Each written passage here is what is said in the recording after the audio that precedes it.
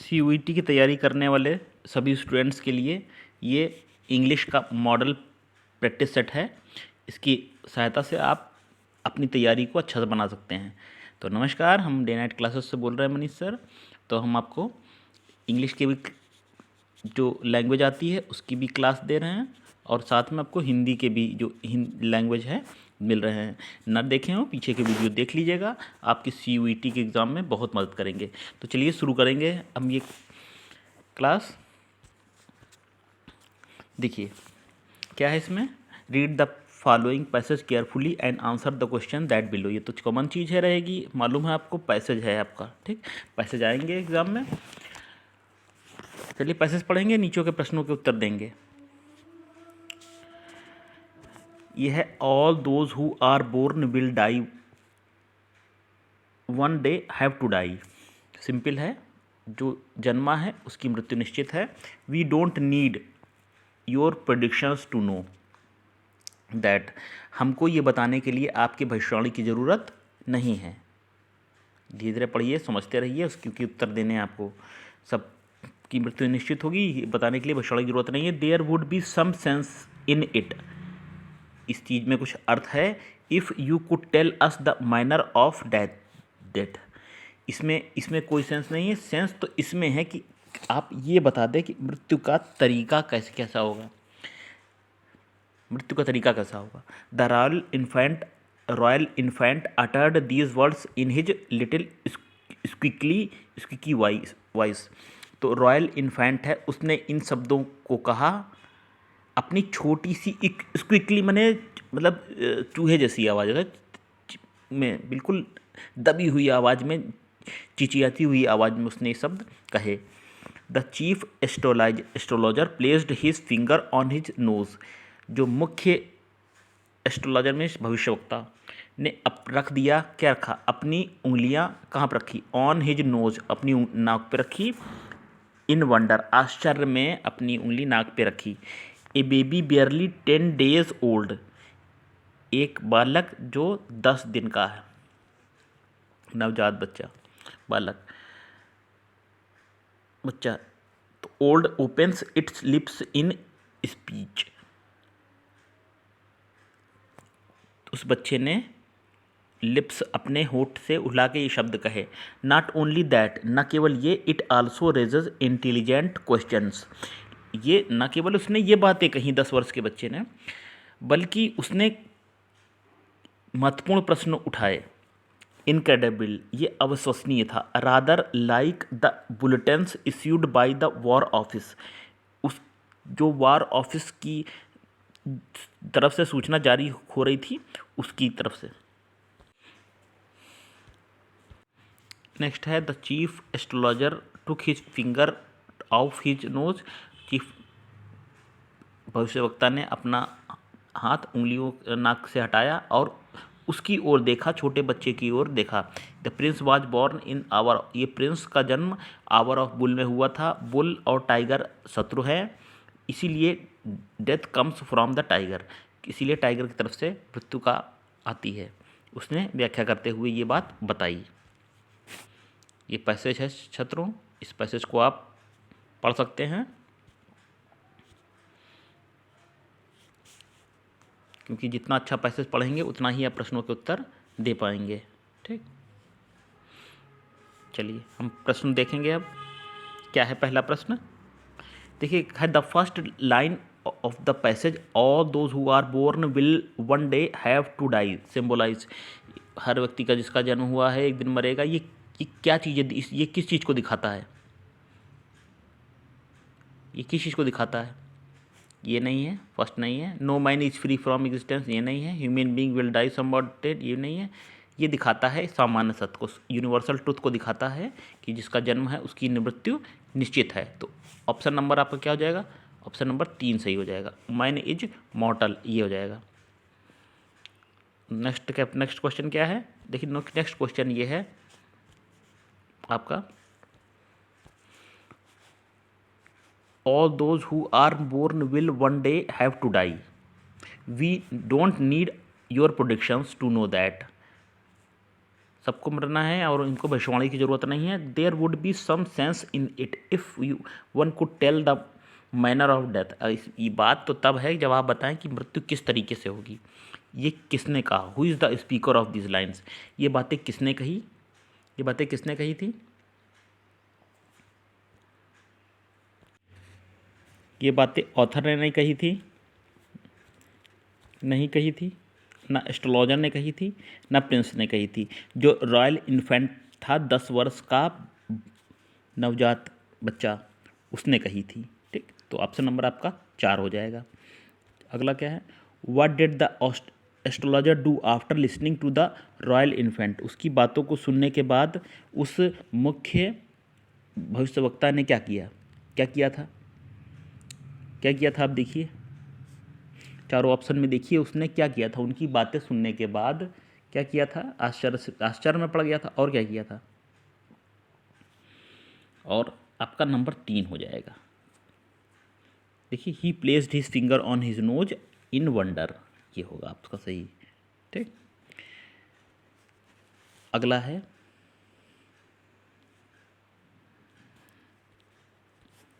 Upon taking his fingers of his nose. नाक पे उसने उंगली रख ली थी उसकी बातें सुन के, और नाक पर से उंगली हटाने के बाद what did the chief astrologer do? Chief astrologer ने क्या किया? नाक पर से उंगली हटाने के बाद क्या किया?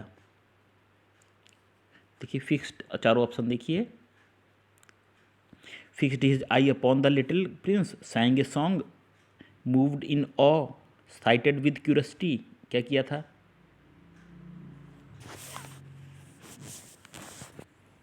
स्पष्ट बताया गया है इसमें कि he fixed his eyes upon the little prince. छोटे जो है रॉयल प्रिंस की ओर उसने अपनी आंखें गड़ा दी थी। ठीक, उसको देखने लगा था। सॉन्ग नहीं संग किया, मूव्ड नहीं किया, ये भी नहीं है। ठीक, अगला है Aldous the speech of the Prince made the chief astrologer spell bound and awestruck, what actually is the impossible paradigm stated in the passage? देखिए, इस पैसेज में कौन सी ऐसी बात है जो विचित्र आपको लगी है? ये चीज़ पूछा गया है। Impossible paradigm stated in the passage, ऐसा कौन सी चीज़ है जो आपको इम्पॉसिबल लगी है इसमें? इस पैसेज में ऐसी कौन सी चीज़ है जो असंभव लगी? The intelligence of Prince, Prince की बुद्धिमत्ता? नहीं। Very basic concept about life, that जीवन का बेसिक कॉन्सेप्ट विचित्र लगा? नहीं लगा। An infant of not more than 10 days speaking, 10 वर्ष से कम अधिक का नहीं बच्चा बोलता हुआ, हाँ, ये है, ये विचित्र लगी, नंबर 3 वाला। Idea and concept of life and death? नहीं, लाइफ और डेथ का कॉन्सेप्ट विचित्र नहीं लगा, कॉमन है।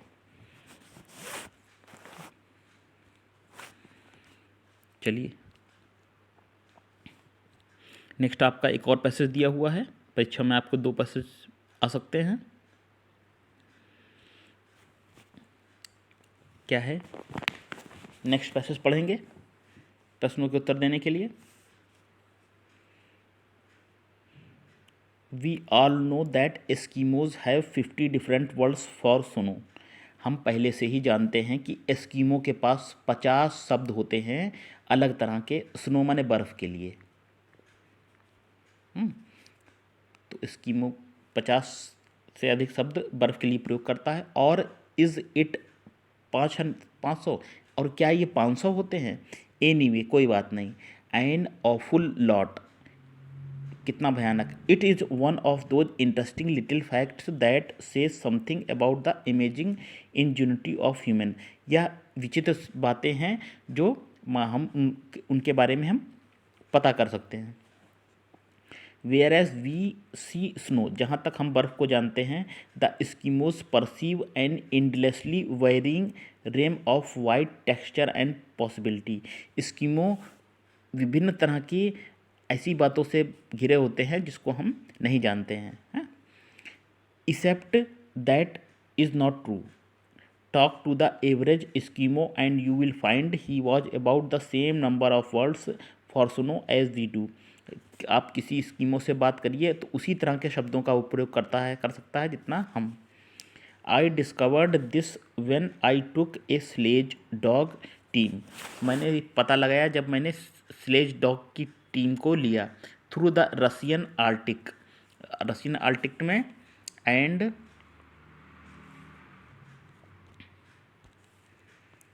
आस्क द लोकल्स, और वहाँ के क्षेत्रीय निवासियों से बात किया। एंड इट गेट्स वर्स, और ये और ख़राब होता चला गया। The Eskimos in ह्यूड do not live in igloos. Eskimo हैं वो इग्लू में नहीं रहते। दे डू नॉट इवन रब दियर नोज टुगेदर, वे आपस में नाक भी नहीं रगड़ते हैं। Hearing this I began wondering, ये सुनकर मैं आश्चर्यचकित करने लगा। What others myth surround the world's far flung places, कि किस तरह की बातें जो है वो उनके बारे में कही गई हैं। Shelter made out of snow are indeed constructed and fashioned from snowy bricks, जो जिस स्थान पर वो रहते हैं वो क्या स्नो के बर्फ से ढकी हुई ईंटें थी। Just as we like to imagine, जैसा हम सोचते थे। Except the Eskimo Inuit rarely lived in them for long periods, and disappointingly the elders that I met had never heard of them। जिन बड़े लोगों से मैंने उनकी ये सब बातें सुनी हुई थी।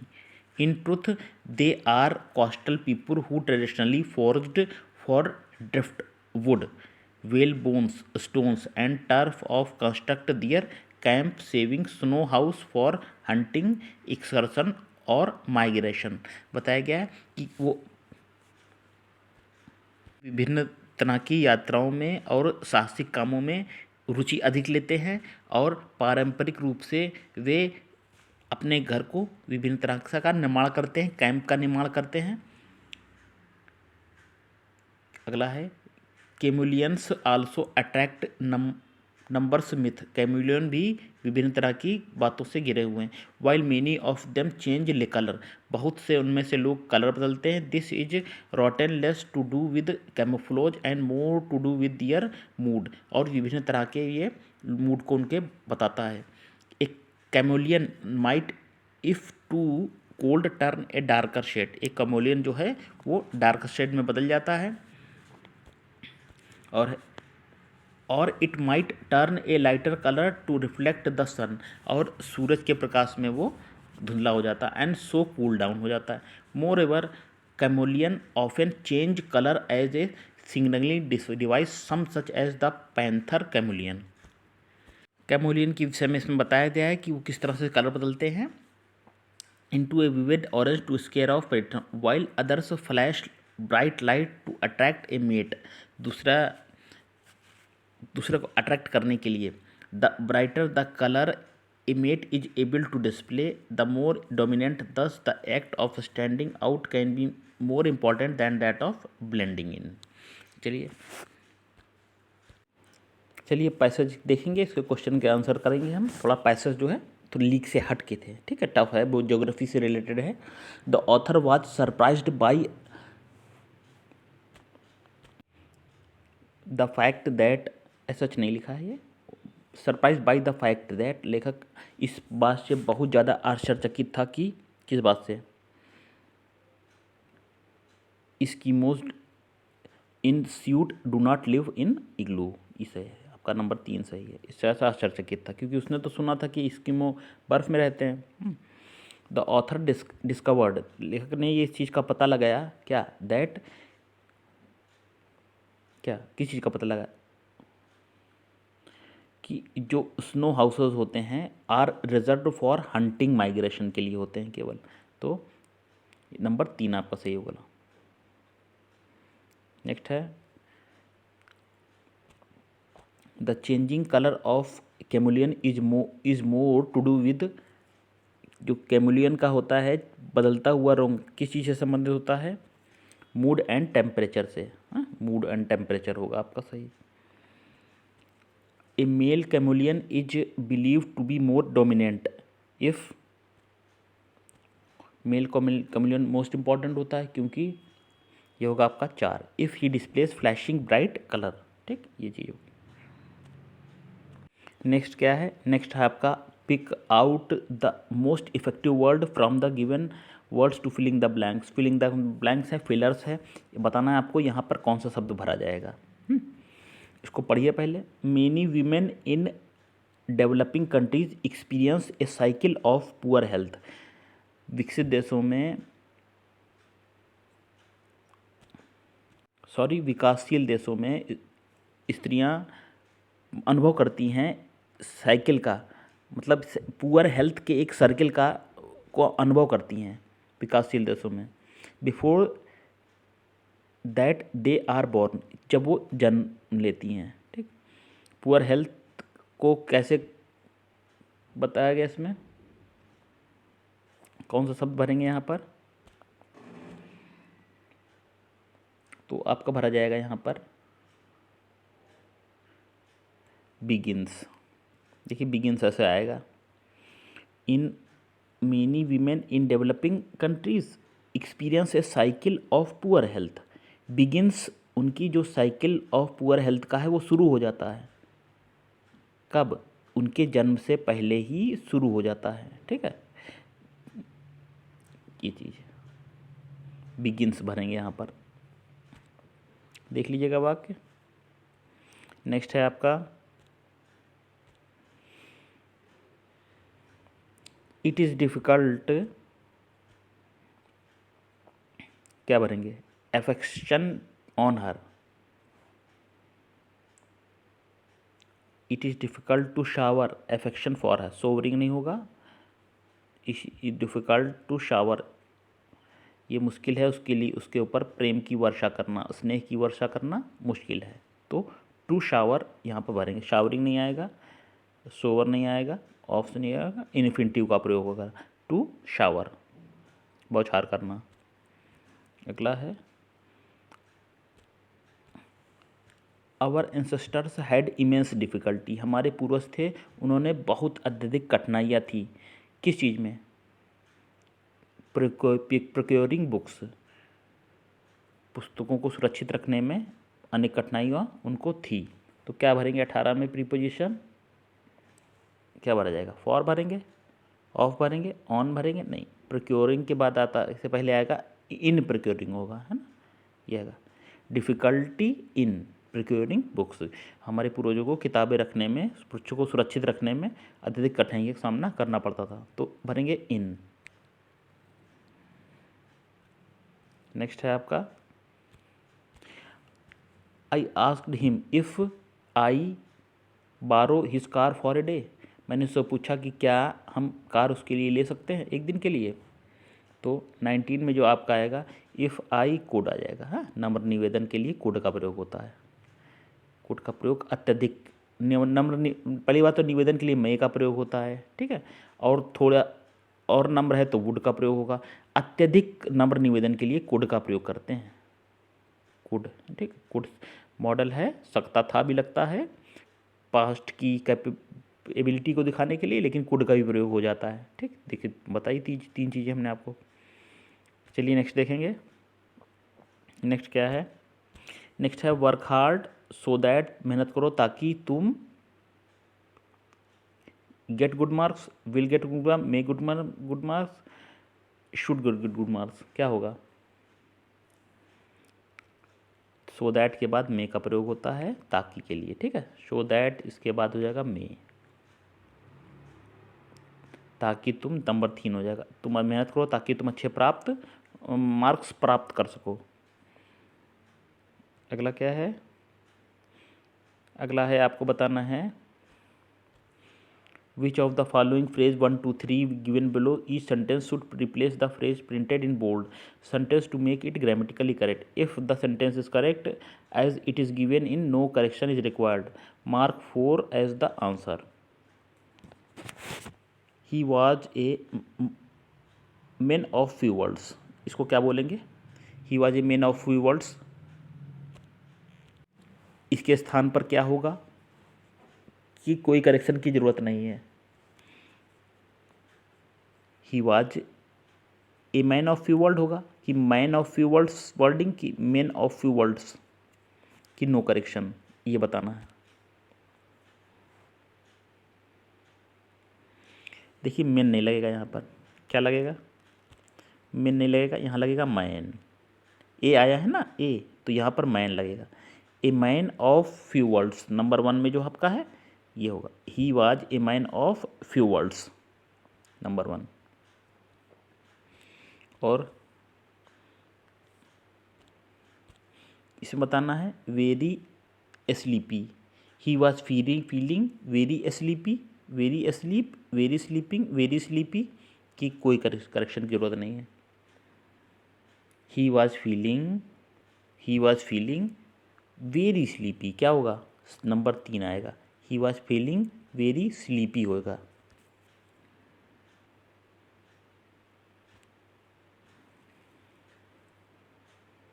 नेक्स्ट है she weighted with bated breath as the names of the top rankers were announced,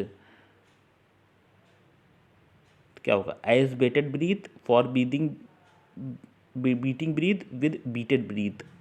उसने गहरी सांस ली, मतलब बहुत अंदर से घबराहट वाली सांस ली, जैसे ही टॉपर्स का रैंकर्स का नाम घोषित किया गया। 23 में देखिए he waited with bated breath, with bated breath है ना, ये आपका सही है, इसमें कोई करेक्शन की ज़रूरत नहीं है। तो ऑप्शन नंबर क्या होगा, 4 सही हो जाएगा। ही वेटेड विद बेटेड ब्रीथ होगा, ये नहीं होगा, ये भी नहीं, ये भी नहीं, तो विद बेटेड ब्रीथ। नेक्स्ट क्या है, as Veena got ready to leave for the exam her mother kissed her, जैसे ही वीना जो है एग्ज़ाम के लिए जाने लगी, उसकी माँ ने उसको किस किया और उसको क्या किया, विस्ड हर लकी, विस्ड हर लकी होगा, विश हर लक लकली, विशेष हर लकली, विस्ड हर लक। इन तीनों में से कौन सा सही होगा कि नो करेक्शन की ज़रूरत है 24 में, तो विश हर लक यहाँ पर सेकेंड फॉर्म आएगा, ठीक है, विस्ड आएगा। देखो वाक्य पास्ट में चल रहा है, चल ही रहा है, पास्ट में चल रहा है, तो आपका पास्ट ही आएगा, ये आएगा नंबर 3। विस्ड हर लकी नहीं, विस्ड हर लक, विस्ड हर लक। नेक्स्ट है, नेक्स्ट दिया हुआ है he was so tired that he could बेयरली keeping his eyes open while driving, तो वो इतना थका हुआ था कि ही कुड बेयरली कीपिंग। अब देखिए इसमें कुड दिया हुआ है, मॉडल ऑक्सिलरीज के साथ वर्ब की फर्स्ट फॉर्म आती है, तो इसमें देखिए क्या है, कुड के साथ इसमें कीपिंग लिखा हुआ है, तो कुड के साथ कीप आना चाहिए, तो इसमें क्या होगा आपका, कुड बेयरली कीप, ये सही होगा नंबर 2। फिलर भी आएंगे एग्जाम में आपके, सही शब्द भरना, सही मॉडल भरना, सही प्रीपोजिशन भरना। नेक्स्ट क्या है, नेक्स्ट देखिए है आपके सिनोनिम पूछा गया है, समानार्थी शब्द पूछा गया, कौन सा शब्द इसमें समानार्थी, पोक, POACH, पोक का क्या होगा, पोक का आपको बताना है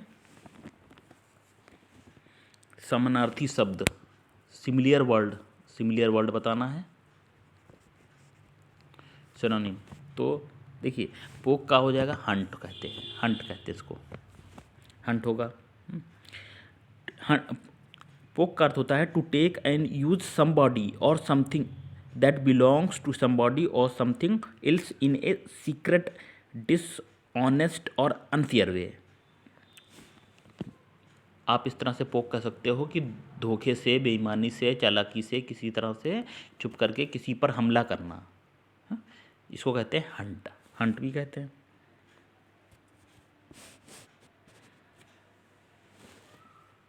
पोक हंट में क्या होता है कि हम दौड़ा के किसी को चेस करके पीछे हंट कर सकते हैं, ठीक। पोक का मतलब ये होता है कि हमला कर देना, मार देना, धोखे से चाहे अनीति से। तो ये दोनों का लगभग एक जैसा अर्थ है यहाँ पर। अगला है रिपार्टी। नेक्स्ट आपको बताना रिपार्टी का क्या होगा सिनोनिम, रिपार्टी को बताना, सिनोनिम बताना है। रिपार्टी माने होता है उत्तर या response, clever and amusing comment. Repartee माने होता है क्लेवर, कमेंट, क्लेवर कमेंट को कहते हैं रिपार्टी। ठीक, तो इसको क्या क्या बोल सकते हैं, इसको हम बोल सकते हैं 27 का हो जाएगा आपका रिस्पॉन्स। नोट है कर लीजिए, अच्छा वर्ड है रिपार्टी, क्लेवर रिप्लाई, किसी बात का चतुर और बुद्धिमत्ता पूर्वक उसका प्रयोग, जो तुरंत किसी बात का बुद्धि के साथ जो है उत्तर दिया जाता है किसी बात का, उसको कहते हैं रिपार्टी। रिस्पॉन्स होगा। अगला है एग्जॉर्ट, EXHORT, एग्जॉर्ट। एग्जॉर्ट को क्या बोलेंगे, एग्जॉर्ट का सिनोनिम क्या होगा, एग्जॉर्ट का मतलब वो सिनोनिम हो जाएगा प्रेशर। ठीक, एग्जॉर्ट, तो एग्जॉर्ट को हम कह सकते हैं to try hand to persuade somebody to do something, किसी काम को करने के लिए किसी को मनाना, अर्ज करना किसी से। ठीक, एग्जॉर्ट उसको कहते हैं, प्रेशर डाल के किसी चीज़ को या दबाव डाल के या जिद करके किसी चीज़ को कोई काम कराना। अगला है ल्यूरिड, ल्यूरिड है अगला, तो ये कैसे होगा ल्यूरिड का, ल्यूरिड का मतलब होता है टू ब्राइट इन कलर, कोई चीज़ बहुत ज़्यादा चमकीली हो, चमकदार हो, चमकदार, उसको कहते हैं ल्यूरिड। बहुत ज़्यादा शाइनिंग हो जिस चीज़ में, तो ल्यूरिड कहते हैं। सिनोनिम की बात करें तो हो जाएगा ब्राइट। अगला है आपका कंसील, तो कंसील का क्या हो जाएगा, छुपा हुआ, कोई चीज़ छुपी हुई हो, बात हो, रहस्य हो, हाँ, छुपा हुआ, छुपा हुआ, तो कंसील का क्या हो जाएगा, हिडन, हिडन माना छुपा हुआ। नेक्स्ट देखिए, अब सिनोनिम थे, अब ये आपके अपोजिट हो गए, एंटोनिम आए हैं, अब आपको बताने हैं अपोजिट। ठीक, अपोजिट, गिल्टी माने क्या होता है, अपराधी, सरल है, इसका अपोजिट क्या होगा, इनोसेंट, बहुत मासूम हो जो। नेक्स्ट में है, नेक्स्ट में है आपका ब्रूटलिटी, ब्रूटलिटी मतलब अत्याचार, बर्बरता जिसे आप कहते हैं, बर्बरता, तो इसका अपोजिट क्या होगा, इसका होगा बर्बरता का क्या होगा, मानवता, ह्यूमैनिटी जिसे आप कहते हैं। फैट, मोटा, इसका क्या होगा, फैट का लीन मतलब दुबला पतला, बहुत ज़्यादा कमज़ोर, तो कहेंगे हम लीन कहते हैं। ठीक, नेक्स्ट है डिस्ट्रक्टिव, डिस्ट्रक्टिव है, डिस्ट्रक्टिव विध्वंसात्मक, जिसमें नष्ट करने की शक्ति हो, उसको कहेंगे कंस्ट्रक्टिव। अपोजिट है डिस्ट्रक्टिव, विनाश करना, कंस्ट्रक्टिव निर्माण करना। ठीक, करप्ट, करप्ट माने दूषित, करप्ट का क्या हो जाएगा, इसका हो जाएगा ऑनेस्ट, दूषित का क्या हो जाएगा, ऑनेस्ट, अपोजिट। अगला है आपको बताना है किस पार्ट में एरर है, गलतियां बताना है। In the following question some parts of the sentence में have error, find out error, बताना है किस पार्ट में आपको एरर है, अगर नो एरर है तो आप बताइए, ऑप्शन नंबर 4 दीजिए। ठीक, चलिए देखेंगे, आप बताइए किस भाग में एरर है, इन वाक्यों को पढ़िए और बताइए किस गलतियाँ। देखिए 36 वाले वाक्य में एरर, एरर में कहाँ पे गलती है, इस वाक्य में कहाँ पर एरर है, kindly confirm by letter and telephone, कृपया लेटर या टेलीफोन से हमको सूचित करिए that you will be able to attend the interview, कि आप इंटरव्यू को अटेंड करेंगे। देखिए जहाँ पर चॉइस की बात हो, एक चीज़ याद रख लीजिए, नोट कर लीजिए, चॉइस की बात हो या जहाँ पर अल्टरनेट दिया हो, अल्टरनेट, तो वहाँ क्या, वहाँ आपको दैट का प्रयोग नहीं करना, वहाँ आपका वेदर होगा, WHETHER। ठीक, यहाँ पर दैट की जगह वेदर, वेदर प्रयोग होगा, क्योंकि किसी भी चीज़, कोई भी चीज़ अगर डाउट में है, नोट कर लीजिए, कोई भी चीज़ अगर डाउट में है, चॉइस है या अल्टरनेट है, तो वहाँ पर आपको दैट की जगह वेदर का प्रयोग करना पड़ेगा। मुझको कृपया बता दीजिए टेलीफोन या इससे वेदर बता दीजिए, अब इसमें डाउट है ना, तो यहाँ होगा मुझे को बता दीजिए, वेदर लगेगा। वेदर मुझको बता दीजिए, क्लियर कर दीजिए कि क्या आप इंटरव्यू अटेंड करेंगे कि नहीं करेंगे। ठीक, तो इसमें ऑप्शन भी है कि पूछा गया है यस या नो में रिप्लाई करिए, और यहाँ पर डाउट भी है, हाँ बता दीजिए। तो यहाँ पर क्या लगेगा, वेदर लगेगा। ठीक, नेक्स्ट देखिए, I came to school at the same usual time. इसमें कहाँ पे गलती है, इसमें देखिए at the same time, at the usual time will replace at the same usual time, क्या होगा, सेम यूजुअल टाइम। इसमें तो वही चीज़ है ना, थोड़ा सा मिस्टेक है इसमें, सेम और यूजुअल में ये मिस्टेक है इसमें कि सेम और यूजुअल साथ में प्रयोग हो गए ना। तो आप या तो आप ऐसे कहिए एट द सेम टाइम, ये वाक्य सही है। ठीक, या आप कहिए eight the usual time, usual time मतलब क्या कहने का कि सेम और यूजुअल का साथ में प्रयोग नहीं करेंगे। सेम भी इसमें आ गया, यूजुअल भी आ गया है, तो साथ में प्रयोग नहीं होगा। तो ये हमने आपको वाक्य बताया, या तो एट द सेम टाइम कर लीजिए या एट द यूजुअल टाइम कर लीजिए। ठीक, 38 है, क्या है, the company is using influence to persuade people to buy its refrigerators. Company use कर रही है लोगों का प्रभाव, उनको लोगों को मनाने के लिए, लोगों को प्रभावित करने के लिए कंपनी लोगों को मना रही है, मतलब ये है। ठीक है, कि ताकि वो रेफ्रिजरेटर ख़रीद लें। तो ये वाक्य जो है ना, इसमें कोई गलती नहीं है, ये आपका नो एरर वाला वाक्य है। इसको 39 पे जोड़ डालिए, 39 बताइए।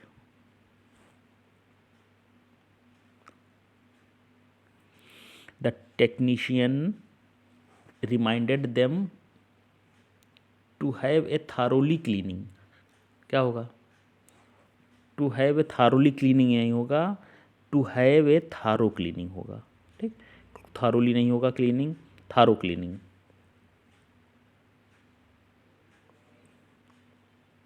नेक्स्ट है,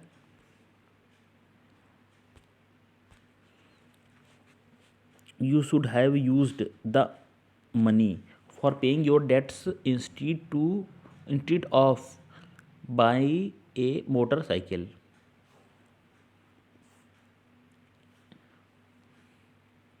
देखिए, प्रीपोजिशन के बाद जो होता है ना, प्रीपोजिशन के बाद अगर कोई वर्ब आती है, के बाद अगर वर्ब आती है तो वर्ब में आईएनजी लगेगा। प्रीपोजिशन प्लस वर्ब हो तो प्लस VING होगा। अब देखिए, इसमें इंस्टीड के बाद ऑफ है ना, इंस्टीड ऑफ तो होता ही है, तो इंस्टीड ऑफ के बाद आपको क्या लिखना पड़ेगा, बाइंग, BUYING। ठीक, instead of buying.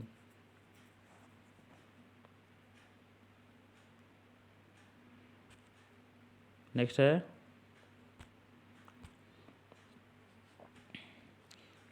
My cousin invited me to her birthday party.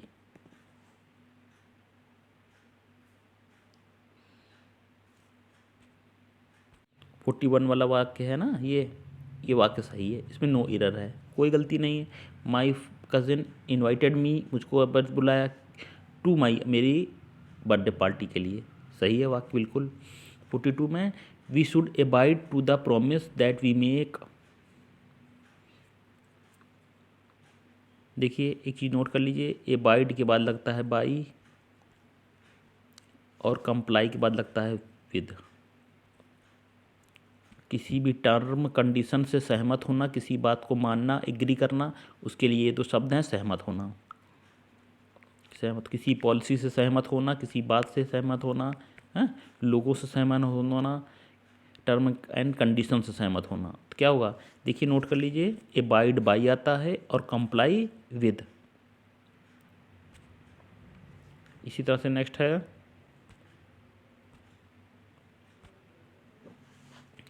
Everyone are expected to come to school tomorrow. इसमें क्या है, एवरीवन आर नहीं होगा, जो आपका होता है ना डिस्ट्रीब्यूटिव प्रोनाउन, इनके साथ एक वचन की वर्ब लगाते हैं, तो एवरीवन के साथ क्या आएगा, एवरीवन है, एवरीबॉडी है, नोबॉडी है, ये सब चीज़ें इनके साथ लगता है आपका एक वचन, सिंगुलर नंबर की वर्ब। तो एवरीवन हो, एवरीबॉडी हो, आप लगाएंगे इज। नेक्स्ट है Nalini says she is living in Chennai since 1991। देखिए इस तरह से वाक्य इस एग्ज़ाम में आ सकता है। सिंस और फार वाले वाक्यों के लिए क्या नियम है? सिंस और फार वाले वाक्यों के साथ आपका लगता है हैज़ बीन या हैज़ बीन आएगा, इज नहीं आएगा यहाँ पर। क्या आएगा? हैज़ बीन या क्या आएगा? Has been. हैज़ बीन या हैज़ बीन का प्रयोग होगा जहाँ पर सिंस या फार हो, समय की बात हो। तो गलती इसी पार्ट में है आपकी।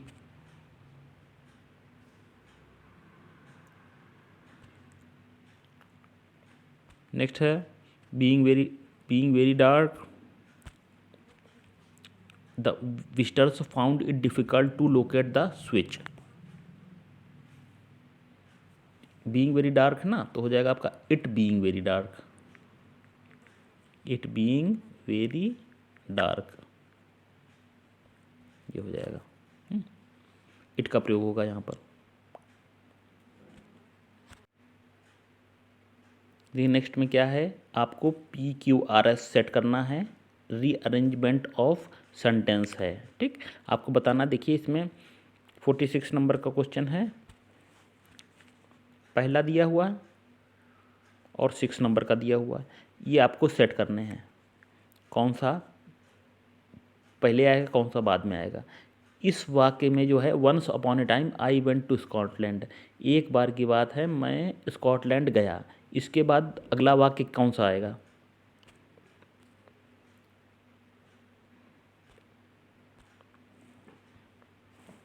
तो मैं जब एक बार की बात है मैं गया और स्कॉटलैंड, तो क्या हुआ?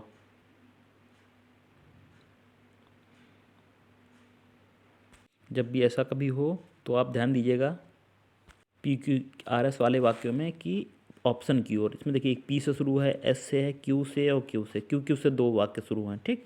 तो Q से पहले जोड़ के देखिएगा। हाँ?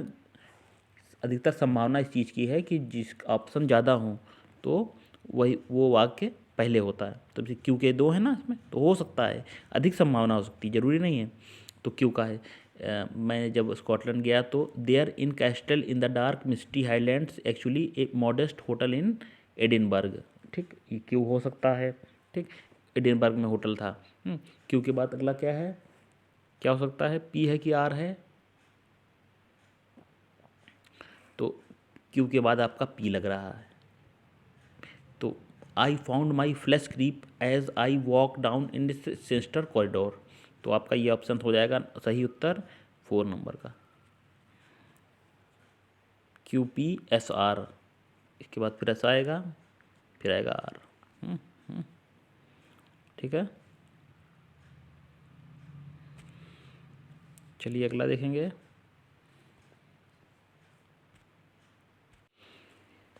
नेक्स्ट है the world is stunned with the news that 44 years old Steve Irwin is no more. संसार जान के बड़ा अचंभित हो गया कि 44 वर्षीय स्टीव इरविन की मृत्यु हो चुकी है। अब इसके में ऑप्शन देखिए कौन कौन से हैं। आर है, क्यू है, एस है, पी है, ठीक। सब अलग हैं, तो आपको पता लगाना इसमें कौन सा होगा। तो 44 में मृत्यु हो चुकी है, तो पहला इसके बाद कौन सा होगा?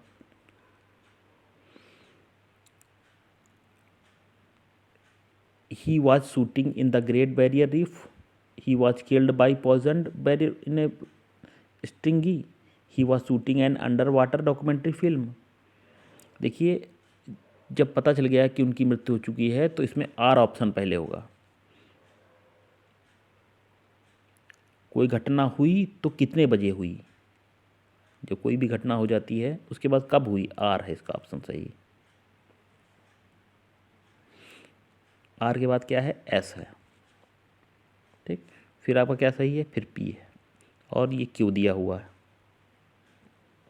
अब सेट करके देखिए क्या है। नंबर 1 पे है the incident took place at 11 AM, ठीक। और क्या है, he was shooting an underwater documentary film, ठीक है। और क्या है, he was shooting in the Great Barrier Reef of Queensland, ठीक है। He is killed by the poison bark of a huge stingray, 4 number ये है, ठीक। तो आपका ये सही हो जाएगा। नेक्स्ट,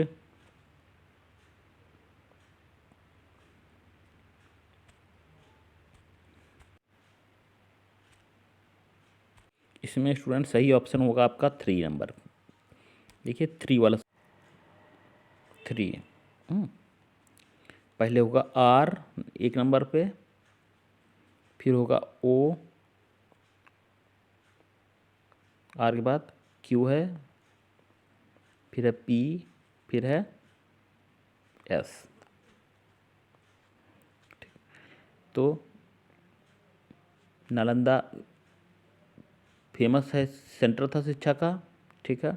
उसके बाद इस नालंदा के खंडर हैं वहाँ देखे जा सकते हैं, ठीक है। यह स्थित है कहाँ, बिहार में, ठीक है। उसके बाद बताया 10,000 भिक्षुक यहाँ रहते थे, ये भी ठीक है। फिर आया it is visited by Chinese, Hiuen Tsang यहाँ पर आया था, ठीक। और ही स्टेड देयर, वो यहाँ रुका था, तो वह यहाँ रुका था, यानी कि कौन रुका था, ह्वेंग सांग रुका था। आपका 3 नंबर सही है।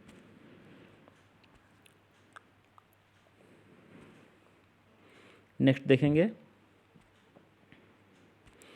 नेक्स्ट है one of the gifts of independence India is the awakening of women of our country, हमारी देश की स्त्रियों का जागरण ये भारत की स्वतंत्रता के बाद से बड़ा उपहार है।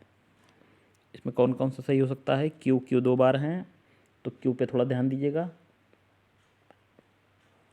जरूरी नहीं क्यू ही सही हो। देखिए एस के भी 2 हैं, एस के भी 2 हैं, तो एस पे भी आपको ध्यान रखना है।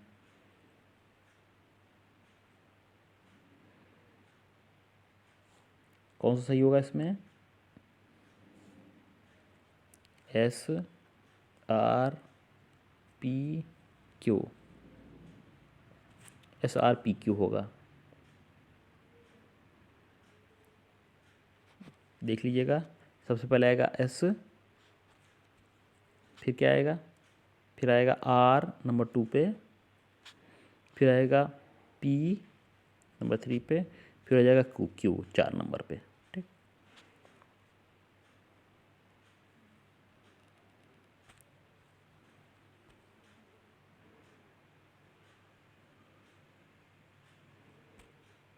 नेक्स्ट है और लास्ट है,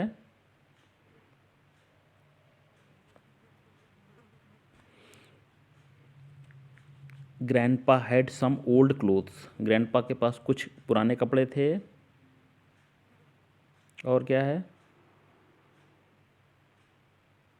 इसमें कौन सा सही हो सकता है, पी है, आर है, एस है, क्यू है, सब अलग हैं, बताना है। ग्रैंडपा के पास कुछ पुराने कपड़े थे। उसके बाद क्या हो सकता है, बट मी, लेकिन my mother took them out and kept, मेरी माँ ने निकाला उनको। So he threw them into the waste basket, so he put the clothes into the family's bag of item. कौन सा सही होगा इसमें, my mother found them and put them back to his bag, दादाजी के पास कुछ पुराने कपड़े थे, और इसमें आर से शुरू होगा। दादा के पास कुछ पुराने कपड़े थे, उसके बाद शुरू होगा R. So he put the clothes into the family bag of item to donate the charity, कुछ पुराने कपड़े थे तो उन्होंने सोचा कि उनको चैरिटी के लिए दान देना चाहिए। सबसे पहले कौन होगा इसमें, आर होगा। आर के बाद क्या होगा, फिर एस होगा। मेरी मदर ने found them and put them back in his basket, मेरी माँ ने पाया उन कपड़ों को और उसको फिर से टोकरी में रख दिया।